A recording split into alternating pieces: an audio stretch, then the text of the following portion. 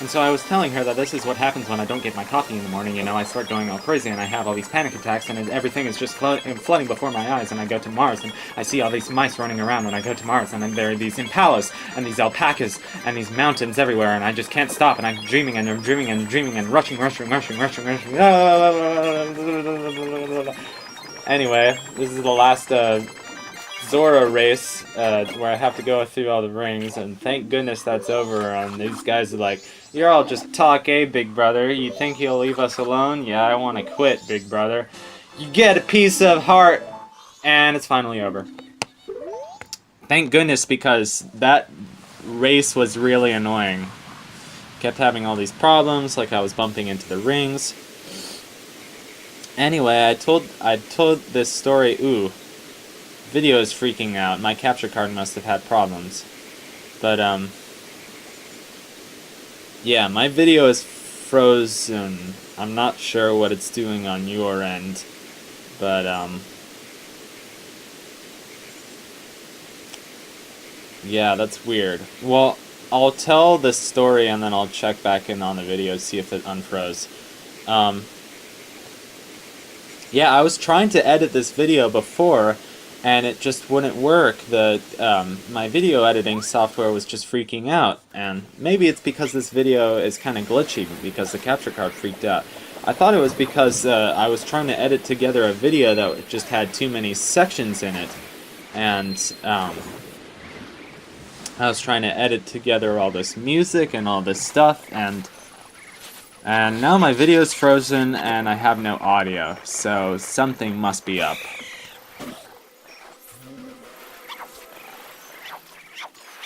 One minute and 57 seconds exactly. Let's see if this actually works. This is just a bunch of footage that I recorded when I was messing around and trying to, being stupid and trying to get all these pieces of heart.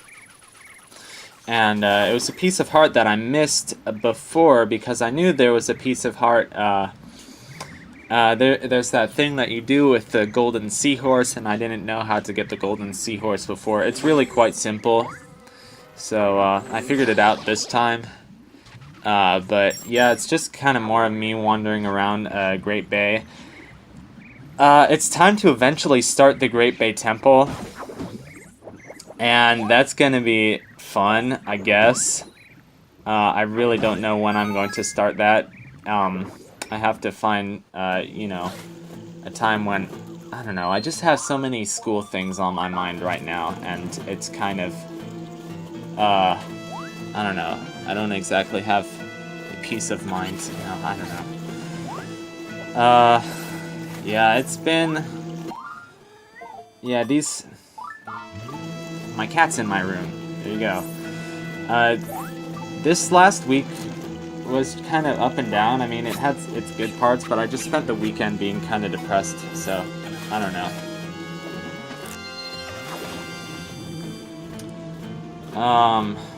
Gosh, I totally lost my train of thought. I don't know why I'm depressed, but I just feel like I have to, I don't know, it's January. This video took a while to record, so I recorded this gameplay and stuff like more towards the beginning of January, but today is January 28th.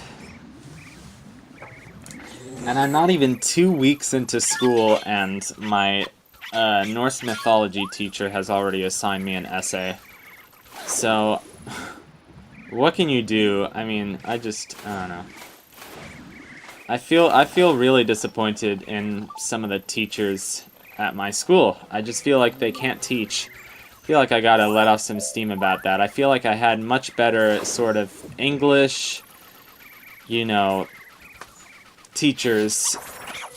Like teachers who taught about books and, I don't know, I really only have, you know, I don't have that many good teachers at my school who aren't teaching something like that's specifically to do with my major. So like they're called liberal arts teachers. So I don't know, it's really annoying that I haven't found that many. I haven't found many that I like their teaching style, and I haven't found many that actually click with me. I don't know what the issue is, but I'm some of the teachers are just really disappointing, in my opinion. But it's what you gotta do. Can't like every teacher. Just gotta try to thrive in the classroom. That, Zora Fisherman, weird guy, whatever, he liked our photo of the female pirates. Just kind of shuddering at that, because that's a little bit creepy.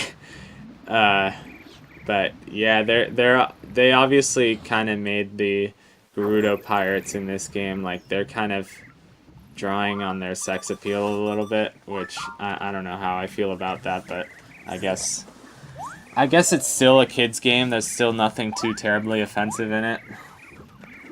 And this is how you're supposed to get through this area normally.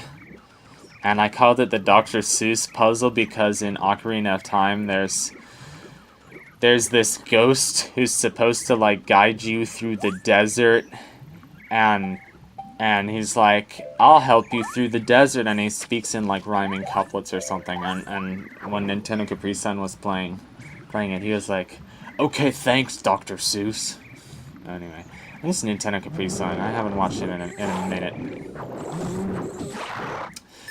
It's like, spent all these years watching Nintendo Capri Sun and various other LPers, and now I don't watch LPs as frequently, but I get really nostalgic for all these games that I've never actually played. I've just watched LPs of, like Donkey Kong 64, for instance, Secret of Mana, Earthbound, I don't know what else. Castle in the Darkness. That's a cool one. It's like an indie game, kind of like a Castlevania platformer, bosses. It's kind of one of those like indie games on Steam that they make trying to, like, imitate, like, retro difficulty, which I think is kind of a cool concept. Although, you know, you can't really just make a game just for difficulty. That's kind of a superficial concept. But people keep telling me, like, oh, you need to play Hollow Knight, and Hollow Knight does look really good. I hear people talking a lot about Hollow Knight. I don't hear people talking as much about Underhero. And Underhero is another game that I have on my Steam wishlist, and all these games that I have on my Steam wishlist are not necessarily games that I'm gonna buy in the future, but games that I just like looking at because I like kind of staying in the know about random, like, indie games and stuff. And, well, anyway, the ads kind of on the surface look so similar, like the main characters, and they're both kind of in a retro style that I kept getting them confused.